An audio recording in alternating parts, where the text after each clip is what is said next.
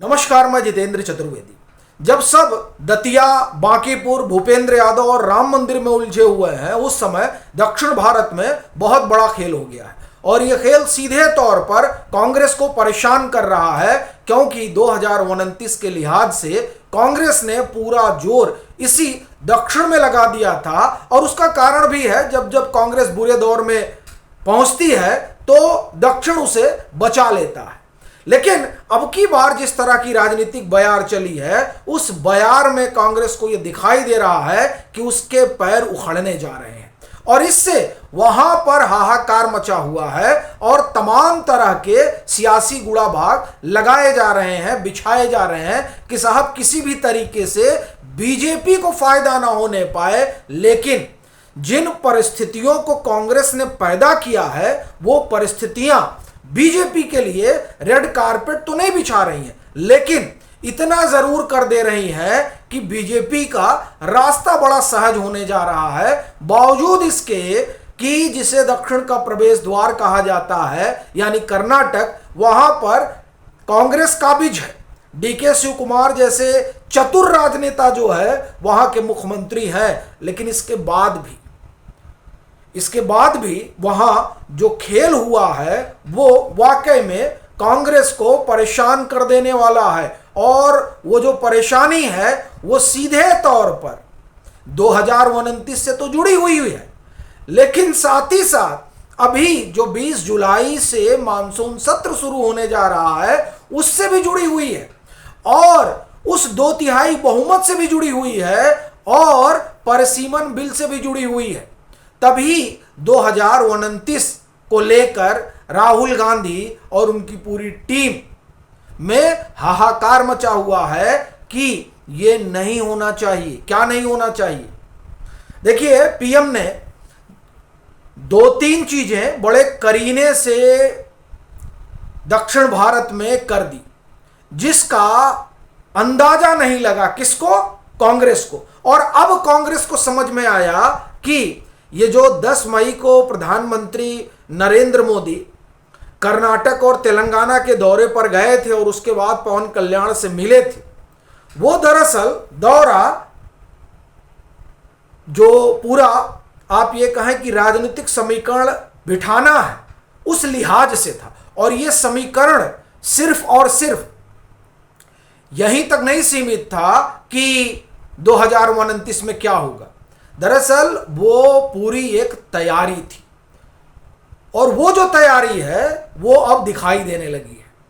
2-3 चीजें तो बड़ी साफ हुई। वो आप सबने देखा ही कि कैसे राज्यसभा चुनाव के दरमियान मीनाक्षी का जो है वो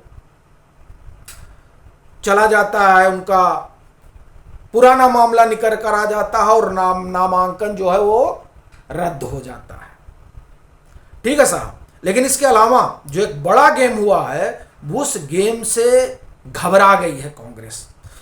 देखिए, रेवंत रेड्डी क्या करेंगे मैं उसमें नहीं जा रहा हूं, वो तो पीएम ने उनको खुला ऑफर दे रखा है। कांग्रेस वहां जो है परेशान है, बीजेपी कह रही है कि ये शुभेंदु अधिकारी हो सकते हैं। अब वो क्या होंगे कि हेमंता होंगे, मैं उस पर नहीं जा रहा हूं और ना इस पर जा रहा हूं कि किस तरह से पवन कल्याण ने तेलंगाना में हालत खराब कर रखी है किसकी? कांग्रेस की। मैं उस पर भी नहीं जा रहा हूं। दरअसल जो खेल तमिलनाडु में हो रहा है वो बड़ा दिलचस्प है और ये इसलिए कह रहा हूं क्योंकि कांग्रेस को ये लग रहा था कि हम तो चले आए टीवीके के साथ, लेकिन डीएमके जो है ना, वो डीएमके कहीं जा नहीं पाएगी और वो ना जा पाए इसके लिए पूरी घेराबंदी हुई। ठीक साहब, घेराबंदी कैसे हुई वो आपको बताता हूं और खेल कैसे हुआ वो आपको समझाता हूं। मैं समझाना क्या, डिकोड करता हूं। देखिए, घेराबंदी 2-3 तरीके से हुई। इसकी शुरुआत तब हुई जब चंद्रबाबू नायडू, या हम कहें उससे भी थोड़ा पीछे चले, चंद्रबाबू नायडू ने जब ईटी को इंटरव्यू दिया, उससे भी थोड़ा पीछे चलिए तो ये तमिलनाडु चुनाव के नतीजे आने के बाद की बात है। क्या हुआ कि एमके स्टालिन साहब कोडागू गए हुए थे, तो कोडागू में वहां बीजेपी के किसी बड़े नेता से उनकी मुलाकात हुई और एनडीए में आने का न्योता वगैरह दिया गया। यह बात जो आने का न्योता होता दिया गया वो जस की तस वैसे पड़ी रही। कहीं कोई सुबुगाहट नहीं हुई। फिर अचानक जो है चंद्रबाबू नायडू का ईटी में इंटरव्यू आ जाता है और उसमें वो कहते हैं कि भाई देखिए परसिमन बिल जो है वो हम लोग संशोधित करके ला रहे हैं और डीएमके की जो आपत्ति थी वो आपत्ति इस बात पे थी कि जनसंख्या के आधार पर जो है वो सीट नहीं बढ़नी चाहिए, तो वो आपत्ति हम लोग दूर कर रहे हैं और अक्रॉस द स्टेट जो है 50% बढ़ा दिया जाएगा। ये जैसे ही खबर आई, यानी आप कहें जैसे ही साक्षात्कार हुआ, उससे एक बात तो बड़ी स्पष्ट हो गई कि चंद्रबाबू नायडू ने पहले एनडीए यानी बीजेपी के बड़े नेता ने बात की, उसके बाद में चंद्रबाबू नायडू की भी डीएमके से बात हुई। यह मैं अनुमान के आधार पर कह रहा हूं। यह इसलिए कह रहा हूं कि बात हुई क्योंकि देखिए वो सीधे कहते हैं कि डीएमके की जो आपत्ति थी उसको दूर किया जा रहा है, यानी डीएमके ने अपनी आपत्ति जाहिर की थी और ये चूंकि निजी बातचीत में मेरा ऐसा मानना जाहिर की थी, इसलिए चंद्रबाबू नायडू ने साक्षात्कार में स्पष्ट इस चीज को रेखांकित किया, अन्यथा उसको रेखांकित करने को उनको कोई जरूरत नहीं थी। तो एक तो यह हुआ कि निजी बातचीत में उन्होंने ऐसा कहा होगा, इस ऐसा कहने का एक आधार तो जो उन्होंने इंटरव्यू में कहा कि साहब डीएमके की आपत्ति दूर की गई। दूसरा, जैसे ही यह साक्षात्कार आता है वैसे ही शशि थरूर कूद पड़ते हैं और कहते हैं कि देखिए ये गलत बात आप कर रहे हैं चंद्रबाबू नायडू साहब, और जो है डीएमके को अगर पॉलिटिक्स करनी है तो वो इसका समर्थन नहीं कर सकती है। इसका मतलब ये हुआ कि मामला पूरी तरह से फाइनल है। और इस पर मुहर लगाने वाली एक और खबर आपको बताता हूं जो सूत्रों के हवाले से खबर है। दो खबर है, एक सूत्रों के हवाले से है और एक अपना डीएमके का जो मुखपत्र है उसके हवाले से। डीएमके ने अपने मुखपत्र में इतनी तीखी आलोचना राहुल गांधी की कि उतनी तीखी आलोचना तो बीजेपी भी नहीं करती है।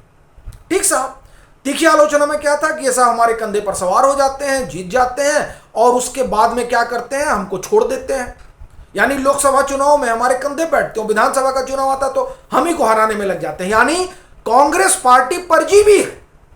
लीजिए, यही तो मोदी जी कहते हैं, यही प्रधानमंत्री नरेंद्र मोदी कह रहे हैं ना कि कांग्रेस परजीवी है। यानी जिस रास्ते पर बीजेपी चल रही है वही रास्ता जो है वो डीएमके अपना रही है कि साहब ये तो परजीवी पार्टी है। दूसरा, उन्होंने क्या कहा, उन्होंने कहा यानी डीएमके ने अपने मुखपत्र में कहा कि राहुल गांधी अपरिपक्व नेता हैं। अब लीजिए, इतनी तीखी आलोचना वो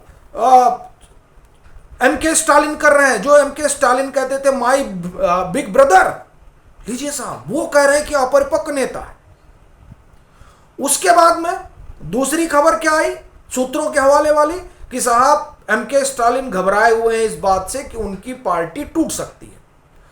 और टूटने का बड़ा कारण क्या है, देखिए अभी क्या है कि तमिलनाडु में टूट फूट का दौर चल रहा है। अभी देखिए एआईएडीएमके के विधायक छोड़कर चले गए, तो अब एमके स्टालिन डरे हुए हैं कि साहब हमारे विधायक भाग जाएंगे तो हम क्या करेंगे। वो भाग के कहां जा रहे हैं, सब टीवीके में जा रहे हैं। तो इससे एक बात तो बड़ी साफ हुई कि पार्टी अपनी बचे, ये उनकी प्रायोरिटी है। और दूसरा, वो संकेत दे रहे हैं कि हम एनडीए के साथ कुछ मसलों में खड़े होंगे। अब ये बात जो है वो परेशान करने लगी कांग्रेस को। तो साहब कांग्रेस ने चारा डाला और एक प्रपोजल रखा गया डीएमके के सामने। अब देखिए मजेदार चीज, वो जो प्रपोजल रखा गया उसमें कहा गया कि देखिए जैसे पश्चिम बंगाल और केरल वाले मॉडल पर हमको काम करना चाहिए। अब साहब पश्चिम बंगाल का मॉडल क्या है? पश्चिम बंगाल का मॉडल ये है कि मतलब है क्या था, अब तो टीएमसी रही नहीं तो मॉडल क्या है, लेकिन खैर जो मॉडल रहा वो उस पर बात करते हैं। वहां क्या था, वहां विधानसभा के चुनाव में, लोकसभा के चुनाव में कांग्रेस और टीएमसी आमने सामने लड़ती थी, लेकिन सब थे इंडी ब्लॉक का हिस्सा, यानी गठबंधन का हिस्सा थे। भले ही स्टेट में अपने अपने स्टेट में जो है वो एक दूसरे के खिलाफ लड़ते थे। तो केरल में भी यही हो रहा है। केरल में क्या हो रहा है कि है तो सब लोकसभा में सब एक साथ हैं, लेकिन जैसे ही विधानसभा का चुनाव आता है आमने सामने हो जा रहे हैं। अच्छा, वहां तो लोकसभा के चुनाव में भी आमने सामने थे। तो इनका कहना यह है कि भले ही हम अपने स्टेट में जो है कांग्रेस और डीएमके आमने सामने हो, लेकिन जो राष्ट्रीय गठबंधन की वाला मसला है, जो बीजेपी का विरोध वाला मसला है, उसमें जो है हम लोगों को एकजुट रहना चाहिए। यानी हमने भले ही टीबीके से हाथ मिला लिया है तो कोई दिक्कत नहीं, हमने हाथ मिला लिया है, फिर भी आप हमारा समर्थन करिए। कहां? लोकसभा में। फिर भी आप भाजपा के खिलाफ हमारे साथ खड़े रहिए। डीएमके ने कहा नो, खारिज कर दिया डीएमके ने। इसका मतलब क्या हुआ? इसका मतलब यह हुआ कि जो बीजेपी को एक तरह से आप कहा जाए कि हाशिए पर धकेलने के लिए, हाशिए पर इसलिए कह रहा हूं चूंकि ये जो परसीमन बिल है, या जो आप कहें कि मानसून सत्र शुरू होने जा रहा है, इस सत्र में जो बिल आ रहा है, वो बिल बीजेपी अगर पास करा ले जाती है तो आप ये समझिए कि जैसे टीएमसी को हराकर बीजेपी ने भारतीय राजनीति में एक नया अध्याय शुरू कर दिया, वैसे ही अगर तीनों बिल ये या परसीमन बिल ये पास करा ले जाती है तो एक और नया चैप्टर खुल जाएगा। क्यों? क्योंकि 240 सांसदों वाली पार्टी, ये हिंदुस्तान के इतिहास में पहली बार होगा कि जब वो कोई बिल 2/3 बहुमत से पास करा ले, जबकि खुद उसके पास महज 240 सांसद हैं। ये अपने आप में हिस्टोरिकल होगा। एक दूसरा हिस्टोरिकल इस लिहाज से होगा कि इसको पास कराने का मतलब ये हो गया कि जो बीजेपी है वो अब 240 पे नहीं 362 पे पहुंच गई है। और ये जो साइकोलॉजी है ये बड़ी है, इससे और पार्टियां टूटेंगी। दूसरी चीज जो इससे होगा कि फिर दक्षिण में बीजेपी का अपना इंपैक्ट बढ़ेगा। और ये जो तेलंगाना में सरकार है ये चल पाएगी नहीं, मालूम नहीं।